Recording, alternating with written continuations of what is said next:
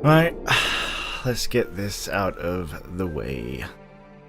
During the recent Return to Dren Lake event, a lot of people asked me why I love Dark Souls 2 so much, and I've briefly gone over this in another video, but today I want to go into a little bit more detail about why I love Dark Souls 2 and why this game solidified my overall admiration for the Dark Souls franchise. This is going to be a kind of like draw my life sort of thing, but you'll just be watching Dark Souls 2 footage because I'm really bad at drawing. Anyway, let's start from the beginning. And I'm going to try and paint as clear of a picture as I can, so hopefully you can go away and understand my mindset throughout this process. A lot of this I haven't even told my family, so basically I'm using you guys to actually tell my story. I'm sorry. Also, this isn't a cry for help. I'm not asking for sympathy. Sometimes I use this channel as a kind of scapegoat so I can just talk about things out loud instead of just in my head. So, when I was 8 years old, my dad was murdered. Some people were trying to steal my neighbor's car. He went to stop them, and yeah, that happened. And for an 8-year-old boy, well, it's devastating for anyone, but for an 8-year-old boy it was strange and I didn't understand it. I spent nights awake just expecting him to walk through the door and say, "Hey, I'm back," but that never happened.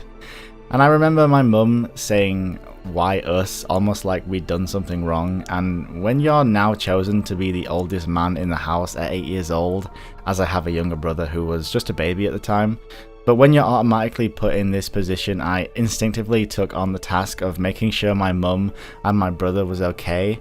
So I put them first, but I didn't know how. Because obviously I was 8, and bless my mum, she's one of, if not the strongest person I know to not only go through that, but then have to take on 2 boys as a single parent.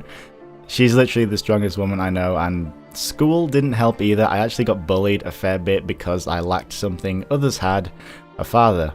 I didn't like school because of that. Being bullied and singled out for something you couldn't help just fucking sucked.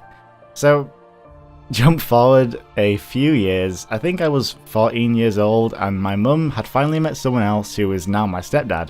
And actually, funnily enough, my stepdad taught me how to ride a bike. And for some reason that really sits well in my mind. Like, that's a proper dad thing to do, right? And I just love my stepdad, and he's had to take on a massive responsibility, and just like my mum, I think he's one of the strongest people I know. But anyway, when I was 14 or 15, I developed type 1 diabetes, which was insanely strange, and even the doctors didn't know how I got it. We'd never had a family history of diabetes, and the only conclusion the doctor could come up with was, when my dad died, my body went into some kind of shock and things just stopped working. And one of the organs that did was my pancreas, which is what you need to make insulin. So that got fucked, and anyone with diabetes knows it's insanely hard to live with. To what is the norm to most, like the simple act of eating, now has to become a strenuous task for us. So yeah, that was a thing, and well, still is a thing, but moving forward again a couple of years, when I was 16, I started to feel sad. I never used to feel sad. I was actually quite an outgoing child, and pretty happy despite the situation that I was put in. And obviously I'd have the occasional down points where I'd feel rubbish, but this felt different. It was a constant thing. The smiles weren't real smiles. The joy I'd portray was faked, and I just didn't want to be here. And all I could do was just point my finger at my dad and say, "This is your fault." But in hindsight, I don't think it was. I think I was just depressed and I needed someone to blame. I don't even remember my dad. When I try to remember him, the only snapshots I can pull from my memory is watching him on his deathbed and his funeral. So how can I blame him when I don't even remember him? Anyway, it got bad. I remember for my 17th or 18th birthday, spending the night alone on my bedroom floor, so drunk I had no idea what was going on. But the drinking didn't help the sadness, it merely numbed it and made it more bearable. So I told my mum I wanted to take my own life. There were tears that day. Admitting to the strongest woman you know that you have failed her was one of, if not the hardest things I've ever had to do in my life. So we went to the doctors and I got diagnosed with post-traumatic stress disorder and was prescribed antidepressants. They didn't help me too much, my lows were just as low as ever, but I was starting to feel the highs. Some days I felt okay, but in the back of my mind I knew I was still unhappy with my life. But for the life of me, I didn't know what to change to better myself. Then one day I was on twitch.tv and I saw one of my favourite broadcasters were live, Man vs Game. He was streaming a early version of Dark Souls 2. Now, I'd played through Dark Souls 1 and I'd liked the game, but I was never like, oh wow, this is the best thing ever. So I had some experience with Souls before, and as I was watching Man, I was thinking, oh my god, this game looks awesome. I was hyped for the first time since I was 8 years old. I was excited about something, and part of it I think is due to how entertaining Man vs Game is, but another is the game, Dark Souls 2. Waiting for it to come out, watching the trailers made me not care about the outside world, about past struggles I had to endeavour, and I was hooked. This is all I cared for. Looking back on it now, after all the criticism Dark Souls 2 gets, I just simply don't care. I love Dark Souls 2 because it gave me my humanity back. As corny as that sounds, it made me feel like a human being that didn't feel sad all the time. Dark Souls 2 showed me that I can have those moments of glee and happiness, but to get those I have to work for it.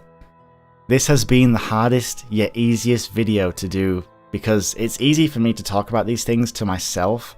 Normally, a video takes me about 2 days to make and write and jot down notes, but I managed to do this in about 20 minutes.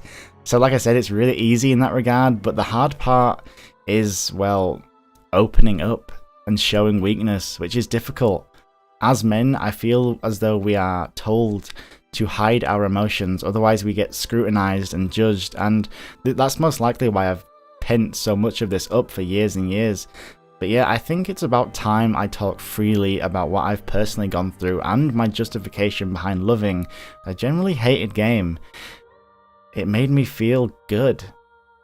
So there you have it, that's my reasoning. I don't give a flying fuck if you think the combat or the lore was bad, that's not why I love this game, so sorry, but I really don't give a shit. But that's the past. I'm doing pretty good now, to be honest. YouTube stresses me out, but other than that, life is pretty good. And I just want to say, no matter what fucking shit you've been through, there's always light at the end.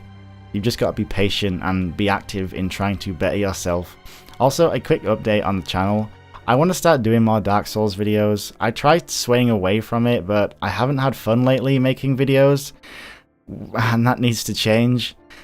I'm getting fucking sick and tired of all the videos going up on this channel are just me bitching and moaning, so that needs to stop, like, right now. And I think I'm going to leave on that note. As always, you can follow me on Twitter to stay up to date and tweet nice things at me, or bad things if that's your thing. Also, you can follow me on Twitch. I'm trying to start casting more and giving that a whirl again, so if you want to come chill out, that'd be awesome. But anyways, take care everyone, be good to one another, and I'll see you next time.